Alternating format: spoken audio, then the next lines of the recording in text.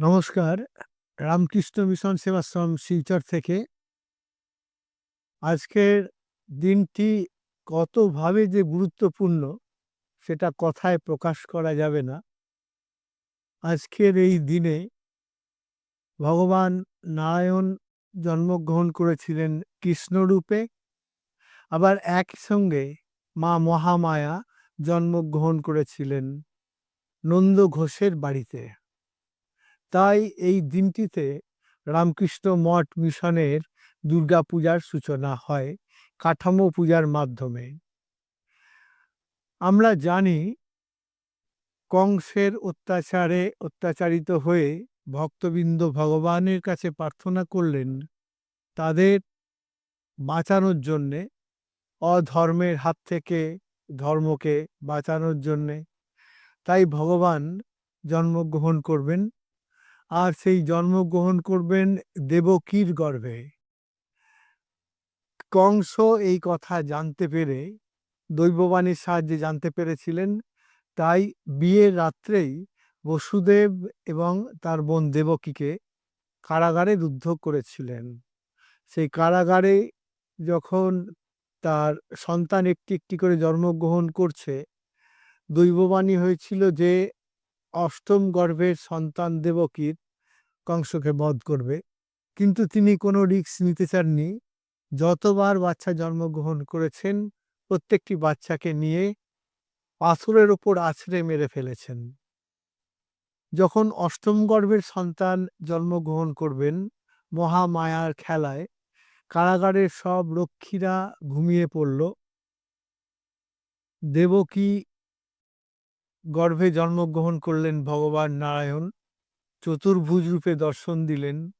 সেটা দেখে দেবকী অত্যন্ত ভয় পেয়ে বললেন, ভগবান আপনি তাড়াতাড়ি আপনার এই রূপ লুকিয়ে ফেলুন, কংস যদি দেখে তো আপনাকে বধ করবে। ভগবানকে বধ করবে এটা তো হয় না। যা হোক, তারপরে দৈববাণী হলো বসুদেব সেই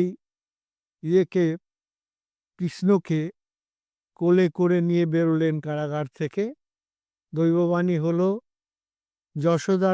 যশোদার গর্ভে জন্মগ্রহণ করেছে মা মহামায়া। তুমি এই রাত্রের অন্ধকারেই কৃষ্ণকে নিয়ে চেঞ্জ করে দাও, পরিবর্তন করে দাও। ওরাও ওখানে মায়ার প্রভাবে ঘুমিয়ে পড়েছেন।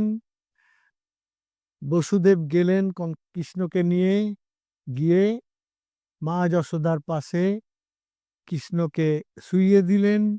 মা মহামায়াকে কোলে নিয়ে রাত্রের অন্ধকারে প্রচণ্ড ঝড় বৃষ্টির মাধ্যমে যমুনার উত্তাল তরঙ্গ পেরিয়ে কারাগারে ফিরে এলেন।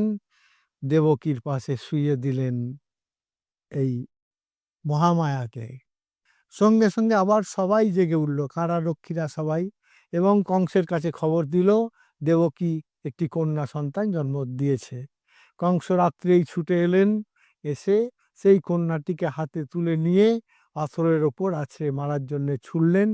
কিন্তু তিনি পাথরের ওপর না পড়ে হাসতে হাসতে দাঁড়ালেন। তারপর বললেন যে তোমাকে বধিবে যে গোকুলে বাড়িছে সে। বলতে বলতে হাসতে হাসতে অদৃশ্য হয়ে গেলেন। তারপরে আরেকটি ঘটনা আছে। তিনি বিন্ধ্যাচল নিবাসিনী, বিন্ধ্যাচলে এক দৈত্য ছিল, সেই দৈত্যকে বধ করে সেই পাহাড়ের ওপর নিজে স্থিতি করলেন। এখনো যদি আমরা বিন্ধ্যাচল পাহাড়ে যাই, সেখানে বিন্ধ্যাচল নিবাসিনী মায়ের বিরাট মন্দির, হাজার হাজার ভক্ত সবাই গিয়ে পূজা দেন, সব কিছু করেন। তা আজকে এই দিনে একই সঙ্গে ভগবান শ্রীকৃষ্ণ আর মহামায়া জন্মগ্রহণ করেছিলেন। সেই জন্যে রামকৃষ্ণ মঠ মিশনে আজকে কাঠামো পুজো দিয়ে মা দুর্গার পূজার সূচনা হয়। আর সকাল থেকে আমাদের এই আশ্রমে পুরো গীতা পাঠ এখনো চলছে। সমগ্র গীতা পাঠ হবে। সকালবেলায় বিভিন্নভাবে কৃষ্ণের আরাধনা হয়েছে। সন্ধ্যার পরে, সন্ধ্যারতির পরে ভগবান শ্রীকৃষ্ণের জন্মাষ্টমী উপলক্ষে পূজা সব হবে। আমরা আপনাদের সবাইকে আমন্ত্রণ জানাচ্ছি, আপনারা এসে এই পূজায় অংশগ্রহণ করুন আর আনন্দ নিন। ঠাকুরমা স্বামীজি, মা মহামায়া ভগবান শ্রীকৃষ্ণ সবার কাছে প্রার্থনা করছি আপনারা সবাই আনন্দে থাকুন, আপনাদের সবার কল্যাণ হোক। নমস্কার।